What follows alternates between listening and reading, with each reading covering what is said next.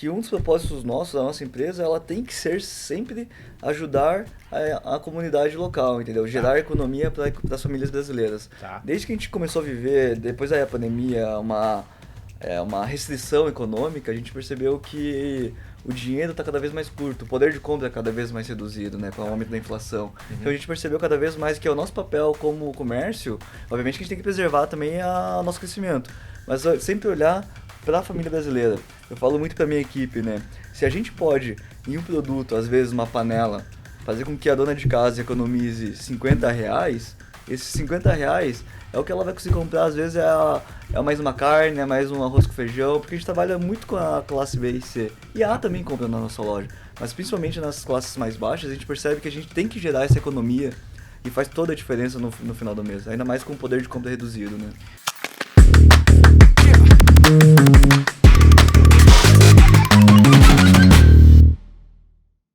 Olá, seja bem-vindo ao PDV, o pod do varejo da Lynx, que é o software que move o varejo. Quem não gosta de uma boa promoção ou quem não gosta daquela experiência de entrar numa loja e encontrar tudo o que está procurando e muitas vezes até o que nem imaginava que precisava? Pois é, esse é o universo da Casa China, que tem um slogan muito sugestivo, Na Casa China tem. É uma empresa que nasceu em 1997 em Curitiba, um negócio que nasceu como familiar, né, como a grande maioria das empresas brasileiras. E hoje nós estamos recebendo aqui com a gente o Douglas Nomura, que hoje ocupa o papel de CEO da empresa, e vai ser um prazer bater um papo sobre este grande negócio que fica na região sul do Brasil principalmente. Fala, Rafael, prazer imenso estar aqui com você hoje, aqui no PDV Pod do Varejo, e acredito que a gente vai poder contribuir muito aí para as empresas brasileiras, empresários brasileiros que estão querendo aí, às vezes, né, ter alguma tipo de informação, consultoria, alguma forma que a gente possa estar atribuindo aqui para realmente ajudar, né, a economia do Brasil. E vamos lá, vamos começar contando um pouquinho da nossa empresa. É uma empresa, como você falou, nasceu em 1997, em Curitiba. Mas antes disso, Rafael, antes de eu falar até mesmo de mim, eu tenho que falar da minha família, né? Como ela Legal. nasceu. É uma E empresa familiar, é uma né? Então empresa tem uma história familiar. lá E na origem. exatamente, nessa época, né, meu tio-avô e meu pai, eles realmente trabalhavam em Foz do Iguaçu. Tá? E lá eles tinham um comércio, tinham 4, 5 lojas, e tava indo super bem. Uhum. Só que a família tava crescendo. Tá. E eles perceberam que se eles continuassem lá, não ia ser suficiente para alimentar todo mundo, para dar uma boa qualidade de vida. Eles Então, precisavam de um mercado maior, um TAM exatamente. maior para atender consumidores em Exatamente. mais E o meu escala. tio-avô, né, o seu Akira, ele sempre foi um cara muito visionário. E ele foi o pioneiro. Ele que falou isso pro meu pai, né? Meu pai, na época, nem era sócio, era o Aham. braço direito na operação, ajudava. E daí ele chamou meu pai e falou: Toshi, vamos lá pra Curitiba, que eu acho que lá vai ter um potencial de a gente começar um novo negócio ou conseguir melhorar a nossa qualidade de vida. E lá eles foram, chegaram em Curitiba, encontraram alguns imóveis lá, viram e olharam, putz, aqui tem um potencial enorme pra gente crescer. E foi que aí que o meu tio-avô falou pro meu pai, Toshi, o que você acha, né? Você toparia abrir uma loja aqui em Curitiba? Sabe que E, uma das coisas que a gente busca por identificar aqui quando a gente está conversando com os empresários são os elementos de estratégia deles, né? exato. Então eu já captei um primeiro aqui. Você Quando vocês viu foram para lá, a primeira coisa que vocês foram é, identificar como analisar. valor é ponto comercial. Uhum. Tá Que bom. é o DNA, né? O que Sim. fazia sentido na época, né? Aham. A passagem de fluxo, né? Se são vias positivas ou negativas, qual é o potencial, né, de venda, se tem estacionamento perto. E daí, nessa época, eles estiveram lá, analisaram, e nessa época meu tio-avô ele já estava um pouco reduzindo o trabalho, né? Porque já é uma geração anterior, e meu pai estava com todo o sangue lá, mas ele não era sócio. Tá bom. E daí, quando eles chegaram em Curitiba, o meu tio-avô falou, Toshi, se a gente abrir a loja aqui, você que vai ter que tocar. Tá bom. Né? Eu confio em você, a gente investe aqui, mas você que vai ter que dar o start aí nessa unidade, né, aqui em Curitiba. E foi isso que aconteceu. Então teu pai ele foi, na prática, uma segunda geração do Isso negócio. mesmo, Tá. exatamente. Porque é segunda geração porque do negócio da família como comércio, mas a Sim. primeira geração como Casa China. Porque foi em Aham. 97 que nasceu a marca Casa China. Então foi aí que o Toshi entrou, meu pai entrou como sócio na operação Aham. e ele começou a tocar essa marca Casa China em 97. Mas o primeiro visionário, a primeira pessoa que deu o primeiro push ali Aham. foi realmente o tio dele, que foi sempre o cara extraordinário, que sempre chamou toda a família e foi aí que começou a Casa China. Então tem uma origem em Foz do Iguaçu, que é uma Isso. região que tem um DNA de importação, que depois vocês foram a Curitiba. A gente já vai falar Uhum. um pouco mais sobre o negócio, né? com este DNA de importação para um mercado maior, com uma Isso expertise única ali. Daí, Bom. daí o Toshi começou, meu pai, ele começou a operar lá em Curitiba e começou a dar muito certo. Eles Uhum. acertaram no ponto, Curitiba realmente abraçou a causa e ele... Daí meu pai começou a falar, putz, vou precisar de ajuda, começou a chamar mais gente pra vir de Foz, Aham. primo, tio, parente, pra Aham. começar a ajudar. E aí foi expandindo as unidades. Então nessa época de 97, teve também na sequência aquele boom do em 99. Sim. E nessa época é engraçado, porque as lojas tinham em torno de 400 metros, 500 metros, e na época já era uma mega loja. Aham. Porque naquela época não tinha ainda esse conceito de flagships, né, que tem hoje. Aham. E até então também não tinha muitos produtos para oferecer naquela época. Então era o mix ali de 2.000 SKUs e a loja tinha de tudo. E o Corsa sempre foi produto importado. E sempre, Sempre. sempre. Nessa Tá. época a maioria era tudo importado. Até porque Aham. as indústrias nessa época eram muito fracas, né? Não tinha Obviamente que maturidade não tinha. na indústria de utensílios para o lar no Brasil. Exatamente. Obviamente Tá. que já tinha a Tramontina, por exemplo, que Tá. já sempre foi um grande parceiro nosso, Aham. mas é um caso à parte, né? No geral, assim, realmente a gente dependia muito da importação e já via muito da China também na época. Sim. E com o passar dos anos foi evoluindo, o número de lojas foi crescendo e chegamos hoje aí a 65 lojas, né, em mais de 2 estados, né, Santa Catarina, Paraná e também no Mato Grosso. Tá. Estamos pensando em expandir para outros Mato estados Grosso ou também. Mato Grosso do Sul? Mato Grosso do Sul ainda não. Tá. Mas Eles ainda pularam Mato Grosso do Sul e foram lá pro Mato pulamos, Grosso. pulamos Minas, pulamos São Paulo, Tá mas bem. a gente tá olhando aí alguns outros estados também Aham. que fazem sentido para nós, né? Acho que é a maturação da empresa, né? Conforme a gente vai crescendo, a gente vai vendo que tem possibilidade, junto à tecnologia também, de a gente conseguir fazer essa expansão com qualidade, né? Sem perder nos processos, nas rotinas, né? O DNA da empresa. Ah, legal, assim. Então, claramente, vocês são uma empresa que apostam em grandes espaços comerciais, né, grandes pontos com bastante metragem. Sim, E aí, um ponto com muita metragem, você precisa de muita circulação de pessoas, né? muito. E um grande sortimento de produtos, né, que vocês colocam, inclusive, como diferencial, o propósito de valor de vocês, que é sortimento amplo, preço competitivo Isso. e loja confortável, espaçosa para receber muitas pessoas. Exatamente. Olha Né? só que engraçado, né? Só para o pessoal ouvinte, né, entender, né? Antes nós tínhamos umas lojas de 200, 300 metros, a gente achava que era grande, Tá? com 2.000 itens, 2.000 SKUs. Hoje a gente não abre loja menos que 2.000 metros com 20.000 SKUs. Tá? Olha só como teve essa evolução, né? Como mudou, né, a percepção também do consumidor, onde ele quer buscar todas as soluções em um só lugar, né? Somado também essa inundação de produtos, tanto da China quanto fábricas nacionais produzindo muito, né?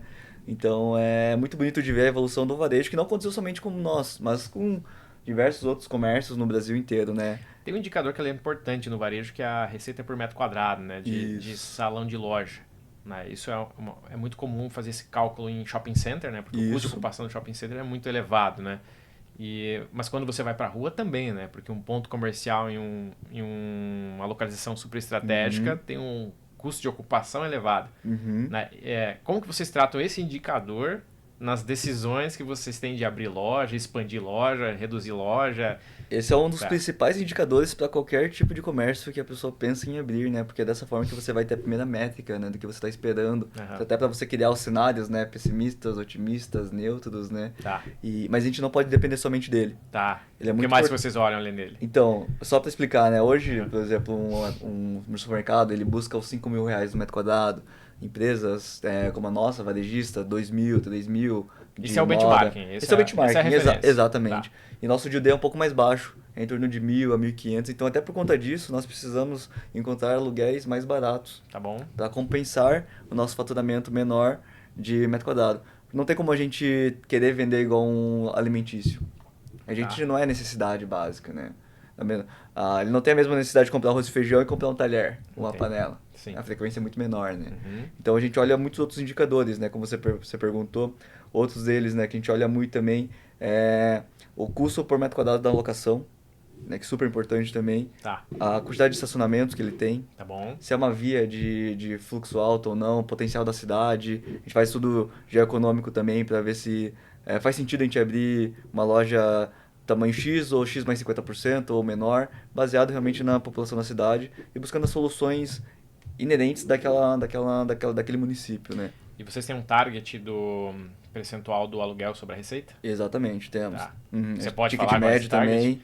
Esse target eu não posso falar, mas a gente sempre busca estar um pouco acima da média, porque a gente nunca consegue o forecast, a expectativa nossa, sempre a gente é muito otimista, né? É. Então a gente sempre tem que ser um pouquinho mais pé no chão, né? Mas essa é a dica que eu dou para todos os empresários, né? Que quando a gente vai olhar a expansão, a gente fica vislumbrado, né? E a gente fala, opa, calma, às vezes é um mercado novo, tem o tempo de maturação, né? Tem unidade nossa que o tempo de maturação foi de 7 anos. Tá. Tem unidades que foram de 3 anos. Tá bom. Então tem essas variáveis ali que é muito inerente à operação município. Quando você chama tempo de maturação, é break-var em ponto de equilíbrio ou não? Não é o retorno de break-even, investimento. é o retorno de investimento, exatamente. É o capex inicial lá para colocar o negócio. E somado também com o teto de faturamento nele, para ele parar de ter aqueles crescimentos de picos, sabe? Um Sei. crescimento mais linear. Tá. É quando a gente percebe que ele chegou no seu, como posso dizer, no seu escopo máximo, né? A gente conseguiu aproveitar ao máximo o metro quadrado dessa unidade, né? Tá. E assim, os negócios em que vocês têm assim o performance mais incrível, vocês estão conseguindo chegar aqui faturamento por metro quadrado? A gente chega a faturar aí R$ 2.000 o metro quadrado. R$ 2.000 metro quadrado. Tá, eu imagino que o produto importado ele deve ter uma margem mais interessante, por exemplo, do que o supermercado, né? A gente sabe que os Sim. supermercados trabalham com margens bem apertadas, por isso que eles precisam dessas receitas por metro quadrado bem maiores. Exatamente, né? O EBITDA deles é muito menor que o nosso, né? Só que que eles têm uma rotatividade maior. Eles ganham no volume, a gente ganha na margem. Só que cada vez mais nossa margem também tá mais apertada. Até concorrência, né? Não somente concorrência, Rafael. A gente percebeu também que um dos propósitos nossos, da nossa empresa, ela tem que ser sempre ajudar a comunidade local, entendeu? Gerar economia para as famílias brasileiras. Tá. Desde que a gente começou a viver, depois da pandemia, uma restrição econômica, a gente percebeu que o dinheiro está cada vez mais curto, o poder de compra é cada vez mais reduzido, né, com o aumento da inflação. Então a gente percebeu cada vez mais que é o nosso papel como comércio, obviamente que a gente tem que preservar também o nosso crescimento, mas sempre olhar para a família brasileira. Eu falo muito para minha equipe, né, se a gente pode, em um produto, às vezes uma panela, fazer com que a dona de casa economize R$ 50, esses R$ 50 é o que ela vai conseguir comprar, às vezes é mais uma carne, é mais um arroz com feijão, porque a gente trabalha muito com a classe B e C. E a também compra na nossa loja, mas principalmente nas classes mais baixas, a gente percebe que a gente tem que gerar essa economia e faz toda a diferença no final do mês, ainda mais com o poder de compra reduzido, né? E com essa mentalidade de servir a família brasileira, né, eu imagino que a questão do mix de produto ela é bem essencial. Bem essencial. A gente tem que trabalhar sempre com o essencial, com o básico, mas a gente também não deixa de ter o bonito ou com qualidade. Tá. Então hoje cada vez mais... Como vocês fazem para definir? Exatamente. Qual que é a estratégia? Quando a gente pega, por exemplo, um produto de alto giro ou um produto como a panela, que é um produto essencial, a gente tem que ter o tiers, os níveis dela, a categoria, né? A de entrada, daquela pessoa que quer comprar a primeira panela, que tem que economizar um pouquinho, ou aquela pessoa que já quer uma panela um pouco melhor, com revestimento mais robusto, ou até mesmo já uma de marca, como a da Tramontina. Então a gente tem que ter ali as categorias. Obviamente que para os produtos essenciais, se a gente fizer isso para todos os produtos, a gente precisa do triplo de espaço. Então para os complementares a gente tem às vezes 1 ou 2 níveis de categoria, a gente trabalha normalmente com a qualidade média, que gera o melhor custo-benefício, né? É isso que a gente busca muito. Então o mix é basicamente o que a família precisa no lar, isso. E daí vocês segmentam isso por categorias, né? Da mais básica a mais elaborada. Exato. Tá. E você falou muito de... Eu imagino que cada loja deve ter um perfil diferente da outra, né? Tem, exatamente. E aí para você tomar a decisão de ampliar o mix e a categoria em cada loja, eu imagino que não é no feeling, né? Não é. Tudo à base de dados, com certeza. Como vocês estão fazendo isso hoje? Hoje a gente realmente tem uma ferramenta por trás com inteligência artificial que ela faz essa análise para nós de necessidade e demanda, né? Então é realmente uma demanda preditiva, onde a gente consegue ter realmente esses relatórios e indicativos falando, olha, né, sugiro você comprar mais dessa categoria ou desse mix. Esse é um algoritmo próprio de vocês? Não, a gente comprou. De mercado. De mercado. A gente paga, né? Sim. E o engraçado é que as pessoas acreditam, falando de SKU também, né, que você falou muito de importado, mas hoje, no nosso DNA, Rafael, 70% do nosso mix de produto são nacionais. Tá. E 30% é importado. Antigamente era o contrário. Era 70% importado e 30% nacional. E o que você acha que virou essa chave? É amadurecimento da indústria nacional? Vários fatores. Com certeza é esse que você falou, acertou na mosca. Tá. O segundo também é o lead time. enquanto o importado leva-se 90 dias, 120 dias para chegar a mercadoria. Tá. A fábrica entrega em uma semana, 2 semanas, até menos quando é no próprio estado. E com certeza é cada vez mais essa competitividade de ter um preço mais justo e que encaixa certinho com o perfil brasileiro, né, de PDV, né? Então facilitou muito. A loja de vocês, ela é uma loja que tem vendedor lá atendendo o cliente ou ela é autosserviço, o próprio consumidor? Boa ali, pergunta, Rafael. autosserviço? Exatamente. Antigamente nós éramos 100% autosserviço e a gente não olhava para o atendimento. Mas como eu falei, né, com a vinda do marketplace, do e-commerce, a gente percebeu cada vez mais era essencial para o nosso negócio fazer esse atendimento. E com a evolução da tecnologia, do digital, né, as pessoas começaram a ficar um pouco mais carentes dessa conexão com o ser humano e menos máquina, né? Uhum. Então, com isso a gente percebeu que com o atendimento a gente pôde dar uma experiência melhor para o nosso cliente e com isso as nossas vendas começaram a aumentar. Isso, inclusive, é uma das principais mensagens da NRF esse ano, né? Que era Exato. assim, num mundo em que tudo que puder ser automatizado com tecnologia, e a tecnologia ela é acessível, né? Qualquer Sim. empresa consegue automatizar qualquer coisa com uma tecnologia que já está disponível. Né? Vai se diferenciar quem conseguir colocar um pouco de humanidade ali nas relações com os consumidores. Isso né? mesmo, acho que é sobre isso mesmo, né? Você deixar cada vez mais a tecnologia, realmente tem que investir ela, se ela é uma amplificadora, mas ela tem que estar nos bastidores da tua operação, né? Não pode ter muito contato com o ser humano, né? Uhum. Com o cliente mesmo, não tem ninguém que vença o próprio atendimento ali de uma pessoa, onde a pessoa olha no olho, confia, aperta a mão e fala, ah, esse aqui eu comprei para minha casa e realmente recomendo. E foi assim que a gente percebeu que esse diferencial era um diferencial nosso que a gente conseguia trazer para a operação da loja física que o e-commerce hoje não consegue trazer. A gente, eu vou aproveitar essa deixa sua para entrar num tema que eu queria tocar contigo aqui, né? Você falou em 61 lojas? 65. 65, né? E abrindo todo mês, né? Todo mês tem loja nova. É, você comentou que lá no começo a expansão de vocês foi puxando a família lá de fora, né? Isso. Vai trazendo aí o tio, o primo, o sobrinho, vai botando para trabalhar no negócio, né? Só que chega um momento que acaba a família, né? Uhum. E aí surge um novo desafio, que é desenvolver lideranças para liderar os negócios quando você está ampliando.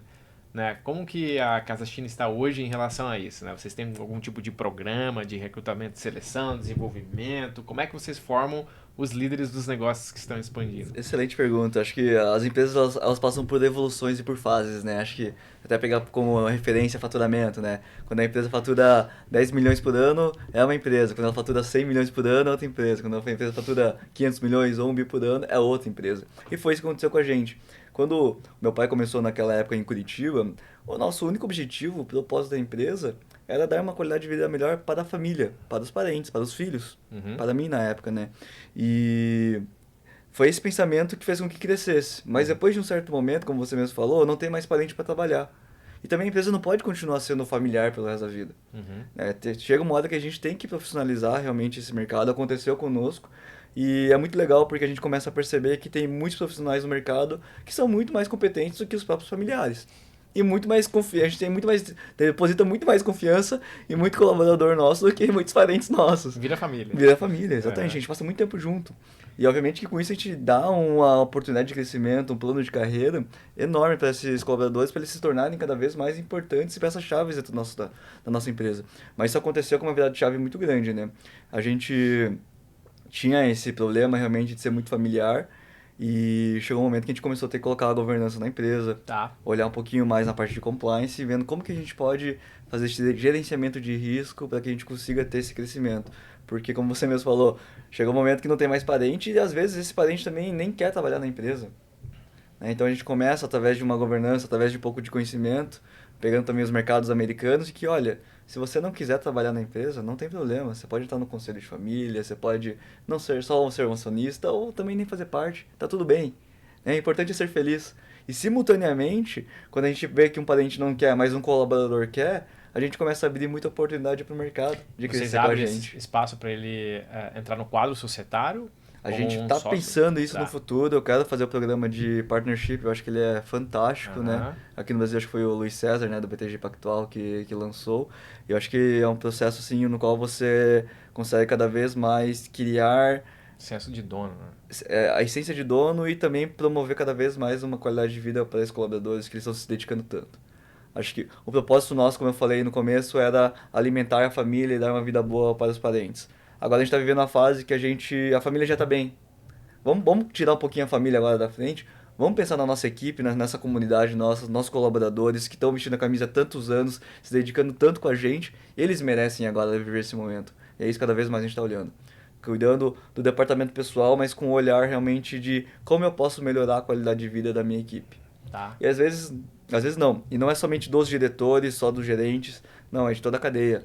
O que eu posso fazer no dia a dia para melhorar a qualidade de vida do meu repositor, do meu operador de caixa? E obviamente que nessa evolução, antes a gente não tinha nem gerente que nada da família, e nem pensar em diretoria. Hoje nós já temos diretores que são no mercado, gerentes, todos no mercado também. Então, cada vez mais a gente vem evoluindo nessa parte para dar mais oportunidade para essas pessoas no mercado, que realmente são pessoas, às vezes, que não teve oportunidade e que prazer o nosso de ter construído essa empresa com muito suor, com muito trabalho e agora poder prover uma oportunidade de crescimento, né, para esses colaboradores que estão muito tempo dentro de casa, para serem gerentes, diretores, acionistas. Quantas pessoas são hoje? Hoje são mais de 1.000 colaboradores. Mais de 1.000 colaboradores. E todos eles têm o seu planinho de desenvolvimento lá com oportunidades pela frente. Uhum. Legal. A matriz continua em Curitiba. Continua. Toda a gestão está lá. Sim. Tá. E falando um pouco de expansão, né? Vocês, obviamente, estão aí abrindo lojas frequentemente. Nasceu em Curitiba. Né? E agora, aonde que se consolida? Se consolida em grandes centros como Curitiba mesmo, ou outras capitais? Ou vocês estão olhando para os interiores? Né? Fala um pouco dessa estratégia de expansão sob a ótica geográfica. Acho que a expansão ela é fantástica, mas ela tem que tomar muito cuidado, né? Acho que com o passar dos anos eu percebi que muitos varejistas que quiseram forçar uma expansão, olharam muito para a expansão, não tiveram êxito. Às vezes por vaidade, às vezes por quererem colocar uma meta de número de lojas por ano. E eu percebi que não é dessa forma que a gente tem que fazer o crescimento. Ele tem que ser uma forma mais natural e de acordo com a necessidade da empresa. Então a gente começou a olhar sim para cidades do interior, como dentro do Paraná a gente inaugurou em Londrina, Maringá, Paranavaí. Né? Vamos inaugurar aqui também em primeira mão em União da Vitória. Legal. Vai ser região sul. Região sul, exatamente, também. Quase divisa com Santa Catarina. Uhum. Vai ser uma loja também aí de 2.000 metros.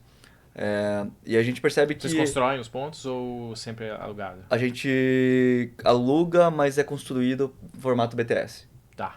A gente percebe cada vez mais, é quase inviável você ficar querendo buscar os imóveis que já estão prontos para alocar a sua operação. Muitas vezes a reforma ela custa Muito você mais caro. levantar do zero, né? A gente já fez muito caso desse, por isso que a gente sabe, né? Então dói muito quando a gente está com um planejamento lá de inaugurar uma loja daqui 3 meses, 2 meses, e acontece aquelas questões de estruturas antigas, né? De ter problemas de fiação, problemas de infiltração. Tá bem. Enfim, diversos outros problemas. E além disso também é uma dificuldade muito grande para nossa arquitetura de layout conseguir adaptar para um prédio que já está construído, ou às vezes ele tem muitas vigas, ou às vezes ele tem um formato estranho. Como Casa China, vocês não imobilizam em ativo imobiliário. Vocês estão sempre com alocação ou num build-to-suit ou um edifício já pronto. Exatamente. Tá? Alguns são os nossos, né? O meu pai sempre teve esse viés aí de... Mas aí é da pessoa física. Pessoa física, exatamente. Tá. É uma holding à parte que realmente aluga para a empresa, a Casa China, paga o aluguel para isso. Tá? Esse foi o formato mais adequado e inteligente para gerir o negócio. Né? Isso mesmo. Legal.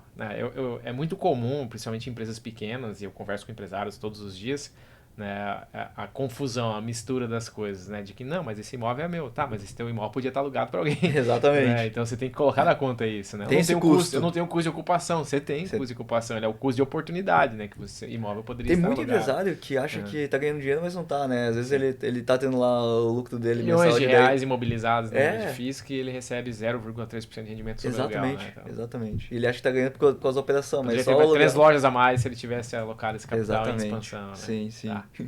Tem que fazer essa conta, né? Tem. Essa conta ela é essencial. O Douglas, vamos falar assim, nós somos uma empresa de tecnologia, Lynx, então a gente precisa falar de tecnologia aqui. Na jornada de vocês, uma empresa aí com 30 anos, ano que vem, né? Isso, 28. A gente tá com 28... É 97 e ano que vem faz 30, né? Isso mesmo, 30, isso mesmo. Então deve ter uma baita festa ano que vem. Então, com certeza. Legal. vocês passaram por N cenários em relação à tecnologia, né? Vocês nasceram quando não existia nota fiscal eletrônica, né? Aí veio a nota fiscal eletrônica, agora tem a reforma tributária, né? Nessa jornada completa, assim, vocês sempre trabalharam com tecnologia de terceiros, chegaram a ter in-house alguma coisa? Qual que é a visão de vocês em relação à tecnologia no Grupo Casa China? Acredito que a gente nunca pode ser tão soberbo de acreditar que a gente é melhor em tudo. Tá. Então, para nós, o nosso core, o que a gente entende, o que a gente sabe fazer, é atender bem o cliente, comprar bem e vender bem. A gente não sabe fazer o desenvolvimento de uma tecnologia, de um software para querer implementar. Por mais que a gente tenha conhecimento de operação, eu sempre acreditei que a parceria com os parceiros de tecnologia é fundamental para o crescimento da empresa. Até porque o custo hoje, né, de você ter uma equipe interna é muito alto, né? E hoje, através de parceiros, você consegue ter uma redução de custo e consegue ter uma entrega de qualidade e uma cobrança também muito mais fácil, né? Tá. Quando você tem uma equipe, um contrato assinado com o fornecedor, ele tem que cumprir com aquelas cláusulas e você não tem que se preocupar mais com isso, né? Tá. E a gente percebeu que foi dessa forma que a gente continuou crescendo. E tem um caso, né, que eu posso até contar, que a gente tentou fazer o nosso e-commerce interno 100% nosso. Vocês tinham um time de desenvolvedores? A gente chegou a ter uma plataforma inicial, depois a gente pensou em desenvolver interno, Uhum. e a gente percebeu que a gente estava andando para trás. Tá. Só estava perdendo tempo, era o único braço nosso que dava prejuízo. Entendi. E a gente percebeu que, calma, a gente não pode achar que a gente é o melhor do mundo. Vamos ver se a gente encontra alguma solução boa no mercado que possa nos auxiliar. Então a gente percebe cada vez mais, não somente com o e-commerce, mas também com o WMS, com o PDV, com BI, com inteligência artificial. A gente precisa de parceiros bons ao nosso lado. Obviamente que tem que escolher bem, né? Sim. Mas após ter feito essa escolha, esse é o melhor formato para crescimento e é essencial para qualquer tipo de crescimento de qualquer negócio. Eu acho que é impossível hoje uma empresa ela continuar crescendo sem ter hoje, como eu falei, né, o amplificador de tecnológico por trás da operação, né? Isso é legal, porque é como se fosse uma empresa de tecnologia tentando entrar no varejo, né? Que não é o core dela. Ela provavelmente vai perder, Exatamente. vai perder foco, vai deixar de fazer bem feito o que ela faz, que é tecnologia. Uhum. Né? E é interessante essa visão de vocês, tá? Existe uma tendência de quanto maior a empresa, maior a intenção dela de ser proprietária de tecnologia e tá tudo bem, né? Desde que ela consiga conduzir isso como algo que vira um core, né? Dentro dela, né? Que vira muito estratégico, né? Mas o que a gente vê funcionando melhor é quando cada empresa cuida do seu foco, né? Cada empresa mantém o seu negócio. Vamos lá, eu quero falar um pouco de planejamento estratégico. Né? A gente falou de um indicador que é super relevante no negócio de vocês, que é o faturamento por metro quadrado. Né? Você pode listar para a gente mais alguns indicadores aí que vocês acompanham no dia a dia, que quando você faz sua reunião de resultado com o seu time lá, você não abre a mão de olhar? A gente sempre olha faturamento por colaborador. Também, tá bom. Faturamento por metro quadrado, aí seria por aluguel também, né? Pra ver quanto Isso por loja, você por vê loja. quanto a loja tem Isso. pelos colaboradores que estão alocados lá. Isso mesmo. Tá. E ROI também, né? Quanto que a gente investiu na unidade, né? Quanto tempo ela vai demorar o retorno. Tá. Indicador de furto, quebra de inventário. Tá bom. É outro número muito importante, né? Que muitas empresas acabam deixando passar batido, né? Mas... Isso é um pedaço da tua margem relevante muitas vezes. Exatamente, né? Se você deixar 2 a 3% no inventário, é 2 a 3% de margem. E o pior é quando você não alimenta o sistema. Tá. Porque daí, se você não alimenta isso no teu sistema... Quantas vezes vocês fazem inventário? A gente faz um completo, anual. Cada loja sempre faz um inventário completo por ano. Tá. E além disso, a gente faz mensalmente por categoria. Tá. É a equipe de loja que faz ou você tem uma equipe de inventário? Não, terceiro também, olha só. Terceirizado. Para inventários completos, a gente contrata uma empresa de fora com compliance, com auditoria, pra gente realmente conseguir comprovar os números também, até pro fisco, né, pra gente deixar tudo redondinho. Mas o que eu ia falar é que se você não alimenta corretamente isso no teu sistema, a probabilidade disso te corroer por dentro sem que você perceba, uma doença silenciosa, é muito grande. Porque como você vai fazer uma análise de BI, ou como que a tua inteligência artificial vai fazer uma leitura de dados, sendo que seus dados estão corrompidos, né?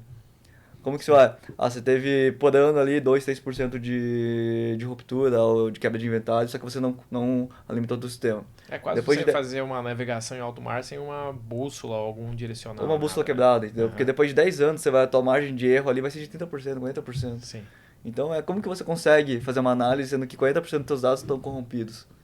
Então, é dessa forma que eu vejo que ela é fundamental, né, para que a gente consiga cada vez mais estar navegando e continuando crescendo, né? Tá. Receita por loja, receita por colaborador, ruptura de estoque. Tem O que mais mais? ainda. Vamos lá, deixa eu pensar.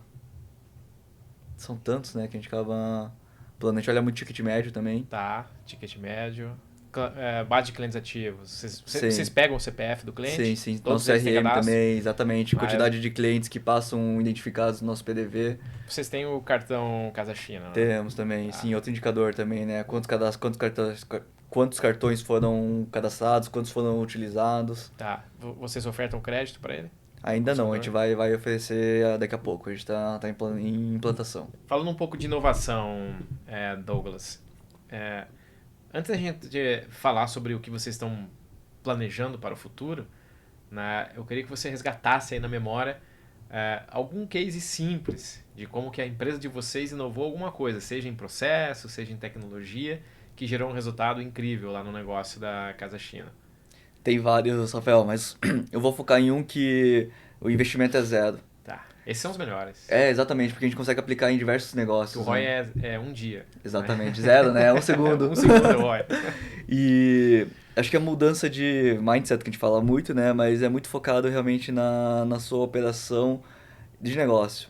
Que a gente falou até um pouco na NRF, que é aquela escuta ativa, né? De você realmente estar prestando atenção no que seu cliente está falando e buscar solucionar o problema dele. Eu falei um pouco de soberbo, mas falo de novo, né? Que muitos empresários acreditam que são os melhores do mundo, que são os heróis e que sabem mais do que qualquer um. E sabem mais do que o cliente quer. E por conta disso, às vezes, acabam tomando algumas decisões de escolher alguns produtos que eles acreditam pelo gosto próprio que vai vender bem, ou que é o que o cliente quer.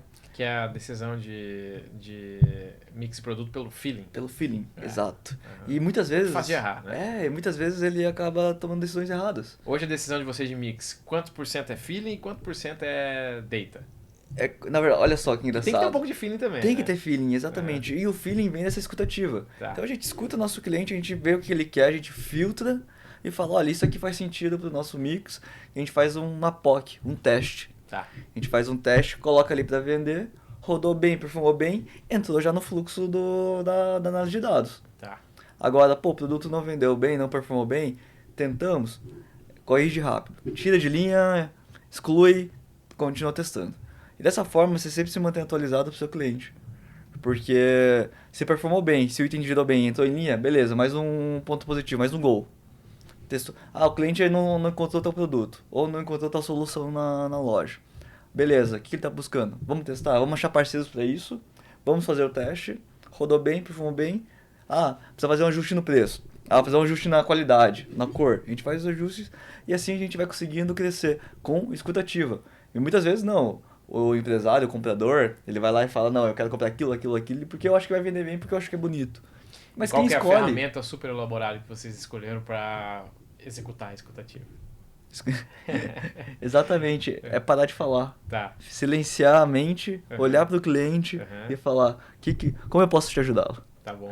É dessa forma que a gente consegue. Por isso que eu falei, né? O ROI é zero, né? Tipo, você não tem que fazer nenhum investimento. E aí isso é uma missão do vendedor na loja e você coleta esse feedback e consolida em algum lugar? Excelente pergunta. Acho ou que ou é cultura da empresa? totalmente Tá. cultura. Tá. Não adianta nada você querer também, o diretor ou o gestor, querer falar pro operador, falar pra ele ter isso, sendo que ele não é assim.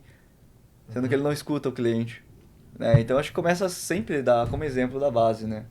Eu gosto de usar muito esse exemplo na minha família também, que meu pai e minha mãe, eles sempre foram pais fantásticos e eles nunca falaram assim, Douglas, você não pode isso, você não pode aquilo. Eles sempre foram muito abertos. Aham. Eles nunca foram muito de ficar falando, mas eles foram muito sempre de exemplo. Me levaram sempre a todos os lugares, até na parte profissional também, desde quando eu era muito novo. Quando eu tinha 7 anos, quando nasceu a loja em Curitiba, em 97, nessa época a nossa condição financeira era bem limitada e por conta disso não tinha nem quem ficar depois da escola. Aham. Então o que acontecia? Ia todo dia pra loja. Daí ficava no depósito, Minha mãe me levava lá, me dava um copo com leite e açúcar, tomava, e ficava lá das 5 da tarde até o fechamento da loja, 8, 9 horas. Tá bom, você E conviveu isso lá no começo, né? o que eu fazia? A minha brincadeira era etiquetar mercadoria. Aham. Porque eu via meus pais fazendo isso. Atendendo no caixa. Putz, eu achava que legal. Olha que legal os clientes felizes saindo da loja.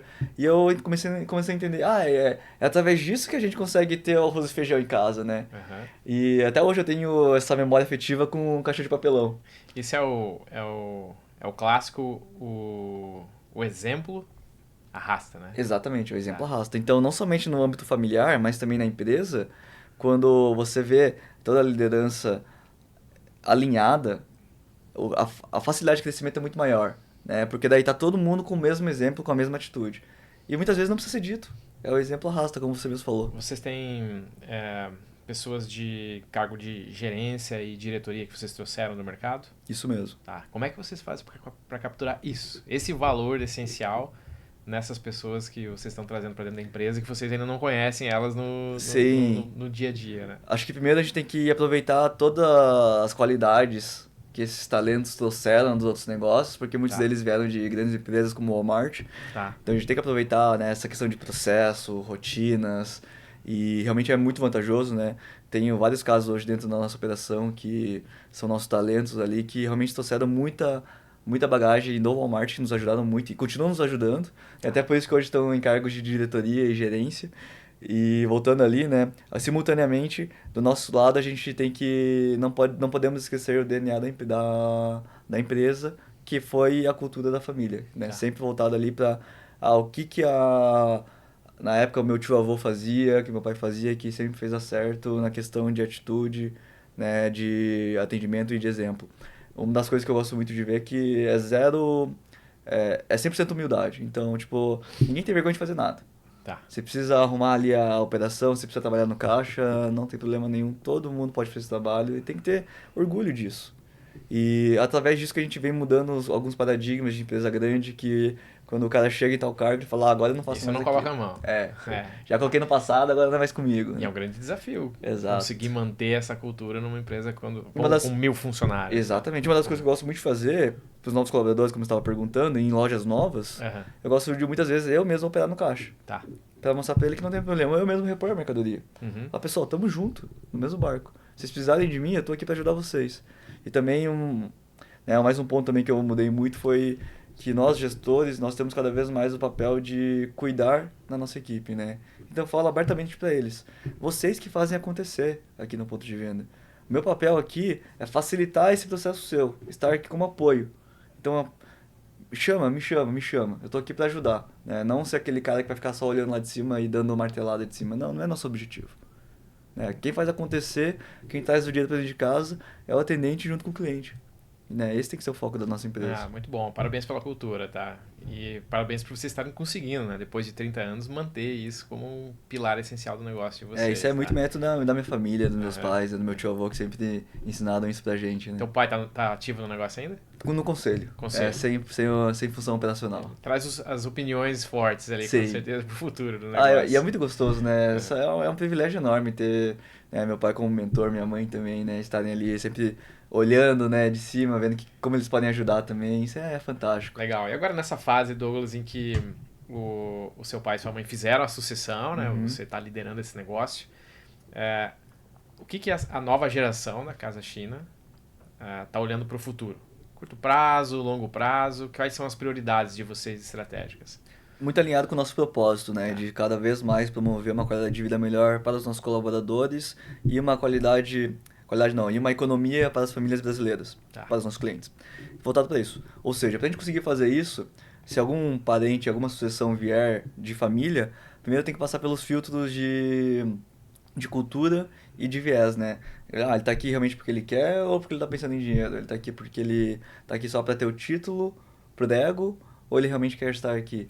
E não necessariamente, né, com a evolução da governança das empresas familiares brasileiras, a gente percebeu que nem sempre o filho, o neto, precisa trabalhar na operação, né? Ele pode fazer outras coisas, né? Então a gente deixa isso muito aberto e simultaneamente também dando muita abertura para os profissionais de mercado, para cada vez mais se juntarem a nós, né, nesse movimento de crescimento. Mas para nós, realmente, o que é yes ou no ali, né, binário, assim, 1, 0, ou a pessoa tem o perfil de uma cultura positiva, familiar, igual a nossa, ou não vai dar certo, né?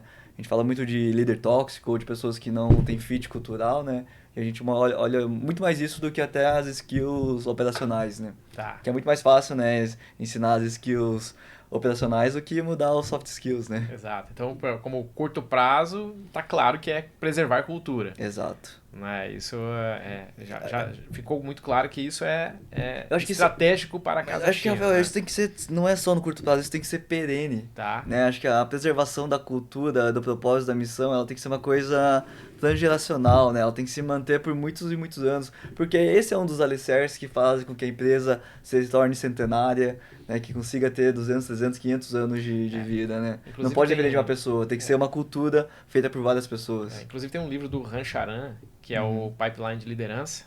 Eu não sei se você conhece esse livro. Não. Recomendo. Tá? Legal. Ele fala sobre todos os níveis de liderança dentro de uma organização. Né? E uma das coisas que estão lá no papel do CEO, né, que é o primeiro nível da empresa, é preservar a cultura do negócio. É muito claro lá, muito específico, que isso é uma das missões críticas dele.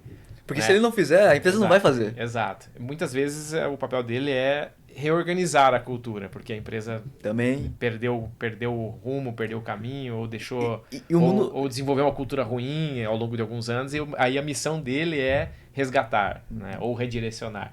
Mas cultura é assunto de CEO. Com certeza, o mundo não para, né?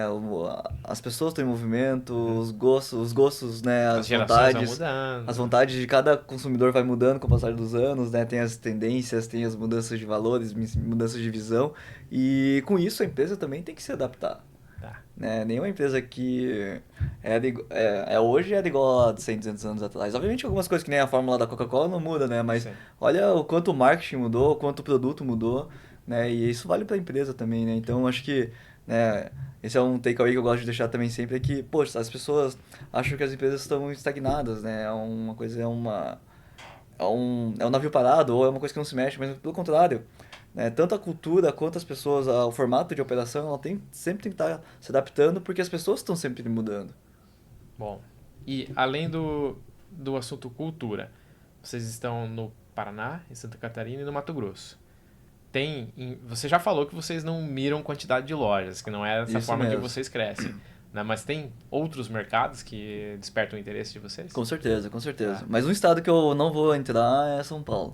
Tá, São porque Paulo tem algum motivo Tem específico? um motivo bem específico. Eu tenho um grande amigo meu que se tornou um conselheiro meu que por muitos anos, até hoje, sempre me ajudou muito a desenvolver o meu lado profissional, me dando dicas. Aham. E eu tenho uma gratidão enorme por ele e ele atua no mercado de São Paulo, né? Então não faz sentido pra mim, né? Isso é lealdade, isso é valor, É. né? Então Exatamente. ele faz parte da cultura do Sim. negócio, né? Então o fato de você ter essa mentalidade de lealdade, com certeza isso se desdobra na empresa como um todo. E o Brasil Legal, é tão cara. grande, né? Tem tantas oportunidades no mercado, né? A gente não Gigantesco. precisa... É um continente, né? Exatamente. Não, parabéns, Douglas.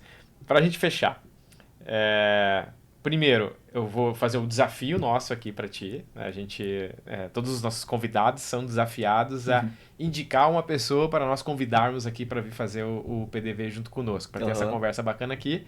Né? Então vou pedir a sua indicação e, por final, deixar sua mensagem final aqui pros empreendedores que assistem o nosso podcast. Legal. Um convidado que eu acho que seria muito legal para estar aqui também, que eu já aprendi muito com ele também.